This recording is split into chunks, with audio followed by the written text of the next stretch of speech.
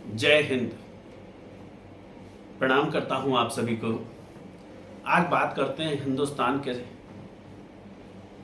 1857 की क्रांति, और उस क्रांति का प्रतिनिधित्व किया था बहादुर शाह जफर जी ने।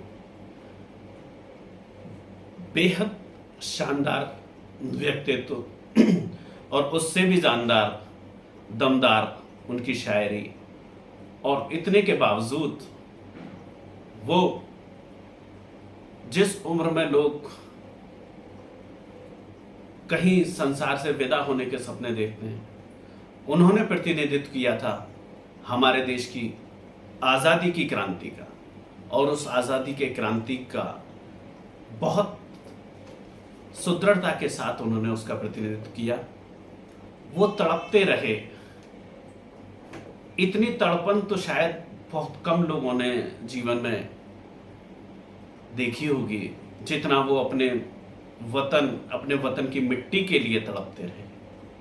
ना किसी की आंख का नूर हूं, ना किसी के दिल का गुबार हूं, जो किसी के काम ना आ सका, मैं एक वो मुश्ते गुबार हूं। वाह, क्या लिखते थे। और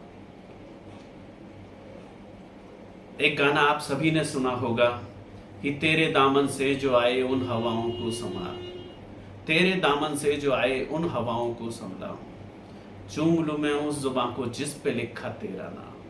ऐ मेरे प्यारे वतन, ऐ मेरे बिछड़े चन, तुझ पे दिल कुर्बान। बहुत शानदार तरीके से, मतलब जब जब उनके व्यक्तित्व की बात करता हूं तो ये गाना मुझे बरबस याद आता है। और उम्रे दराज मांग कर लाए थे 4 दिन, उम्रे दराज मांग के लाए थे 4 दिन, 2 आरजू में कट गए 2 इंतजार में।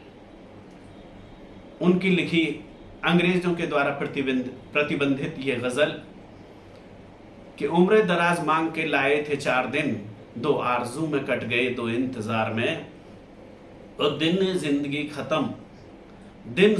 खत्म हुए शाम हो गई, दिन जिंदगी खत्म हुए शाम हो गई, फैला के पांव सोएंगे कुंज ए मजार में, फैला के पांव सोएंगे कुंज ए मजार में।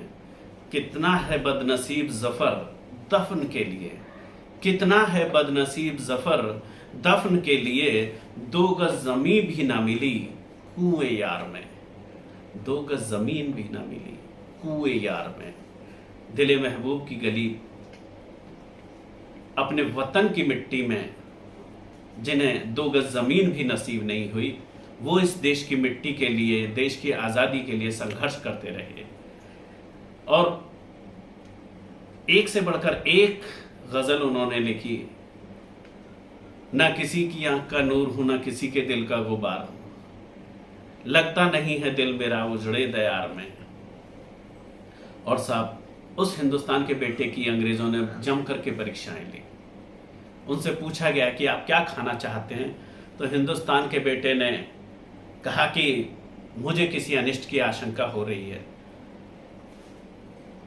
और उनका ये कहना, वो भांप गए थे कि कुछ ना कुछ बेहद अनहोनी हुई है। तो उनसे पूछा तो गया था कि आप क्या खाना चाहते हैं, और जब उनके आगे थाली आई और उन्होंने उस थाली के उस कपड़े को हटाया तो बच्चों के कटे हुए सिर रखे हुए थे। क्या बीती होगी उस हिंदुस्तान के बेटे पर, एक बाप पर क्या, कितना तड़पा होगा, कितना छटपटाया होगा। उसी तड़पन को मैंने लिखने की कोशिश की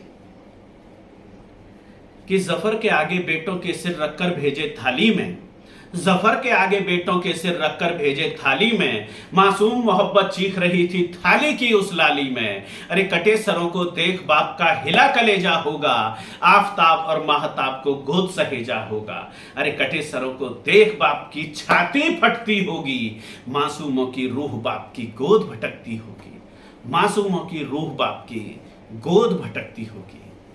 कितने अत्याचार सहे इन्होंने, कितना कुछ सहा। मतलब देश की मिट्टी में उन्हें दफन होना तक नसीब नहीं हुआ। एक आदमी तड़पता रहा, और अंग्रेज इतने के बाद भी उनके ऊपर अत्याचार करते रहे। इन अत्याचारों का कोई अंत नहीं था। उन्हें पता लगा कि ये शायरी के बहुत शौकीन है, तो किसी को उन्होंने बुला के उनकी कोठरी में 2 लाइनें लिखवाई कि दम दमे में दम नहीं है खैर मानो जान की, दम दमे में दम नहीं है खैर मानो जान की, अब जफर झुकने लगी शमशीर हिंदुस्तान की। उस हिंदुस्तान के बेटे ने एक कील उठाई और उन्हें 2 पंक्तियां और जोड़ दी।